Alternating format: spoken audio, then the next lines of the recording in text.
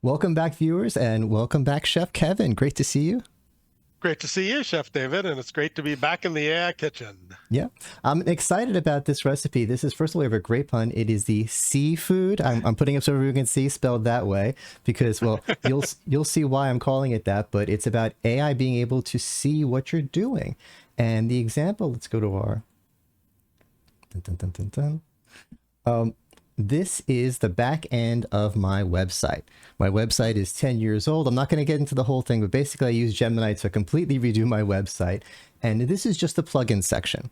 And when I looked at it, I hadn't been maintaining it so well for the last years. It might have been falling off my radar. So there were a lot of things that looked like this. A lot of crazy warnings and pop-ups. This one just updated. It's fine. I'll take care of it. And there were 33 plugins. And it turns out I only needed 22 of them. So those extra plugins that I didn't need, that were outdated versions, were just security vulnerabilities. And I didn't want to just, I didn't want to just ask Gemini, what should I do? Which one should I deactivate? I wanted to understand this. I wanted to learn it. I wanted to master it because it's my website. I wanted to fix all this. So I said to Gemini, we were going to have a deep dive discussion about each one of these. You're going to completely explain to me what it does. And we're going to make sure that I'm actually using it, not just activated, but where on the site do I look? Like this thing is a header footer. There's so many headers and footers all over the place. Which one is using this? Do I need to use it? And then we'll, decide and go on to the next one.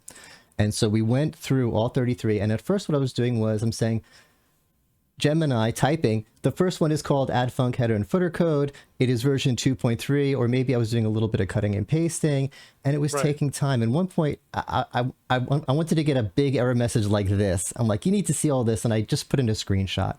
And I was like, oh, that's great. That is so helpful. And then it gave me a great answer. And I'm like, whoa, whoa, whoa, whoa. Hold on a second.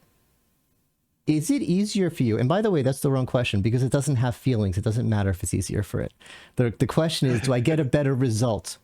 Do I get a better result? But the question I asked is it easier for you if I type in this stuff or if I cut and paste it, or if I give you the screenshot? It's small text. How good are you at reading this stuff?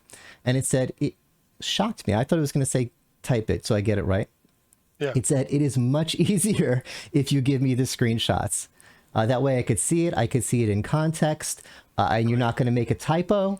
You're not going to make a mistake. You're going to get it right. Give me the screenshots. And I said, oh, wow. And it changed everything. So from then on, the rest of the process, I would take a screenshot. By the way, I would take a screenshot just of each little rectangle at a time because it's so helpful. If I gave it a screenshot of the page, it would have tried to answer them all at once.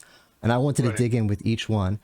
And what a process. I would take a screenshot. It would tell me what to do. If I had a question and I couldn't find what I was looking for, I would take a screenshot of that. It was screenshot, screenshot, screenshot, screenshot, and it made the whole process so much faster because at the end of the day, I was having my. I'm getting back to get our pun going here. Okay. My AI see food. The AI saw what I was consuming.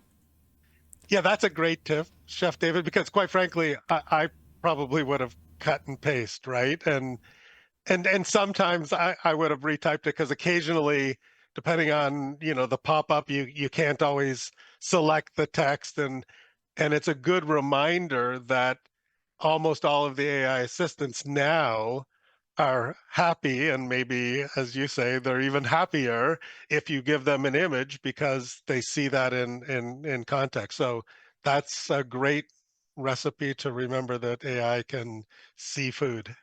Yep. Have your snippy screen snippy tool at the ready when you're using AI from now on. Fantastic. All right, thanks everyone for watching. Thank you, Chef Kevin, and we'll see you in the next tip.